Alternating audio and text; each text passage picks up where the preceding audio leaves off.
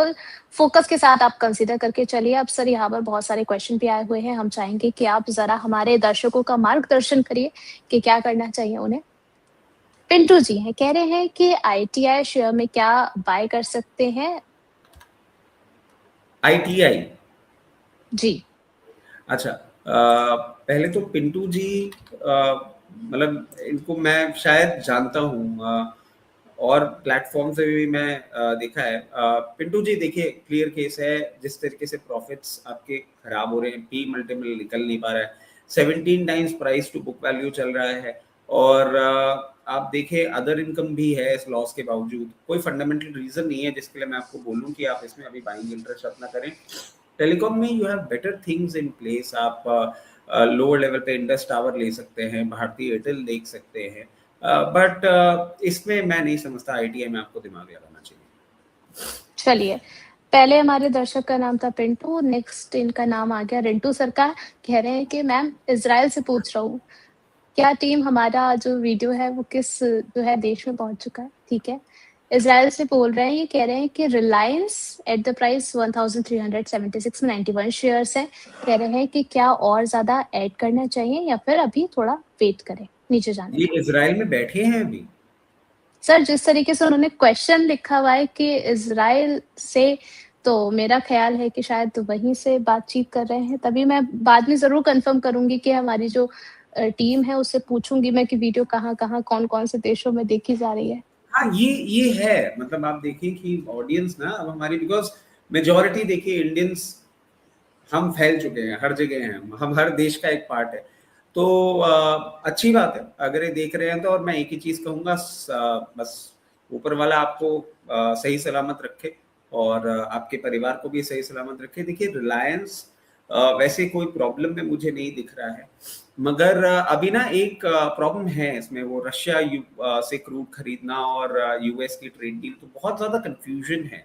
आपने high level पे ले रखा है, अभी मैं बोलूँगा कुछ भी मत करिए, पोजीशन अपने मेंटेन करिए, जब रिवर्सल देगा तो प्रॉफिट बुक कर लीजिएगा। अगर आप खरीदने की सोच रहे हैं, एवरेज करने की सोच रहे हैं, तो किसी भी एक्सट्रीम मार्केट करेक्शन में अगर 1260 से 1280 के लेवल पे मिले तो आप सोचिएगा आपको क्या करना है। अभी आपकी बाइंग प्राइस के पास है, कोई प्रॉब्लम नहीं है। चलिए सर, नेक्स्ट इनका एक और क्वेश्चन था एचडीएफसी बैंक के बारे में। 933 पर इन्होंने बाय किया हुआ है, 120 शेयर हैं। यहाँ पर क्या और ऐड किया जा सकता है? बिल्कुल भी नहीं। और इनफैक्ट मैं आपको बताऊं, last week I was just weekend पे I was going through the data. HDFC bank में अभी भी इंस्टीट्यूशनल सेलिंग आ रही है एट सच लोअर प्राइसेस। और बार बार मैं एचडीएफसी बैंक के लिए एक चीज बोल रहा हूँ, मुझे एलडीआर रेशियोज अच्छे नहीं लग रहे। कहीं भी 906, 8, 10 जहां भाव मिले आपको एग्जिट करना चाहिए इसमें से। चलिए, नेक्स्ट मोहन सिंह जी का क्वेश्चन है, कह रहे हैं कि सर मेरे पास जुपिटर वैगन है 304 पर, अभी क्या करना चाहिए? कुछ भी नहीं करना चाहिए, और सिर्फ बने रहना चाहिए। अच्छा स्टॉक है। और अब क्या हो रहा है मोहन जी, देखिए सरकार इस पे ध्यान दे नहीं पा रही है। और क्यों नहीं दे पा रही है? क्योंकि इतनी सारी चीजें चल रही हैं, और कहीं भी ना एक सस्टेनेबिलिटी नहीं आती हुई दिख रही है। तो रेलवे एज अ सेक्टर अच्छा होते हुए भी नहीं परफॉर्म कर पा रहा है, क्योंकि जियोपॉलिटिकल टेंशन ने जिस तरीके से पूरा स्ट्रेस ले रखा है। अभी बस बैठे रहिए, अभी देखते हैं। क्योंकि अगर मान लीजिए जो हमने स्टार्टिंग कमेंट्री में कही थी, अगर आपका चाइना रशिया में से कोई इन्वॉल्व हो जाता है तो फिर फ्लोर फ्रंट और ज्यादा खराब हो जाएगा, फिर मार्केट में और करेक्शन आएगा, फिर दुख होएगा।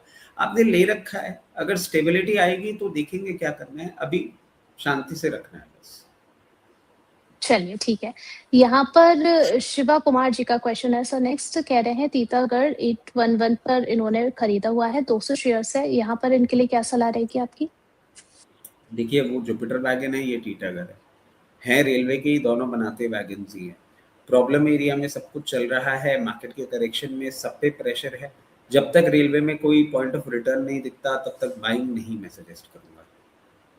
चलिए ठीक है, तो यहाँ पर फिलहाल के लिए बाय करने की आपको सलाह नहीं दी गई मतलब है, अच्छी एक्चुअली सलाह इसको के ऐसे साथ। भी समझा जा सकता है। देखिए मतलब मैं जी, एक मिनट ले लेता हूँ समझाने के लिए, कि बिल्कुल। आपको पता है आपके घर में ना कहीं से टंकी लीक हो रही है, कोई दरवाजा टाइट करना है, और चीजें आपको और रिपेयर करनी है, नया कमरा बनवाना था आपको बच्चों के लिए, बट बाहर दंगे हो गए हैं।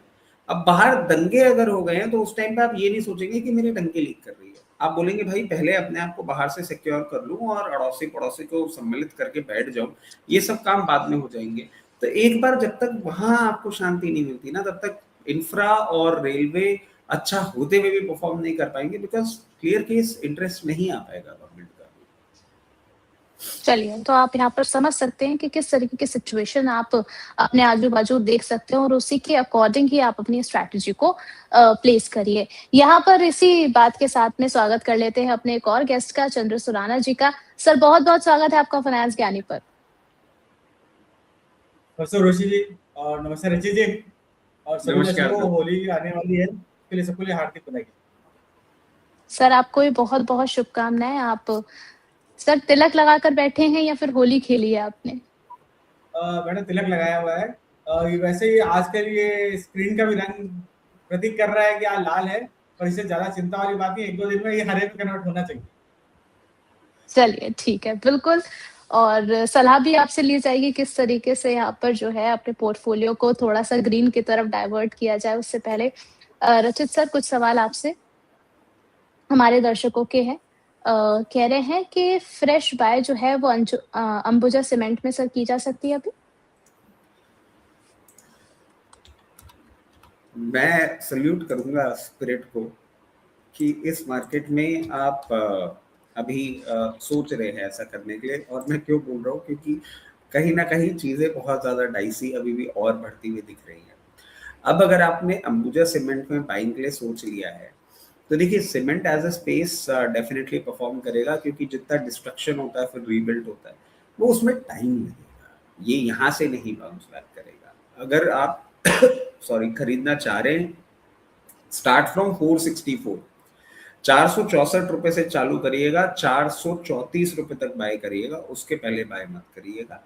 ये लेवल्स भी आपको देखने को मिलेंगे और इस हिसाब से बाइंग करिएगा कि आने वाले 2 से 3 महीने आपको ये होल्ड, 2 से 3 क्वार्टर आपको होल्ड करना पड़ सकता है, तभी रिवर्सल आएगा और तभी आपको चीजें इंप्रूव होती हुई दिखेंगी। चलिए, ठीक है।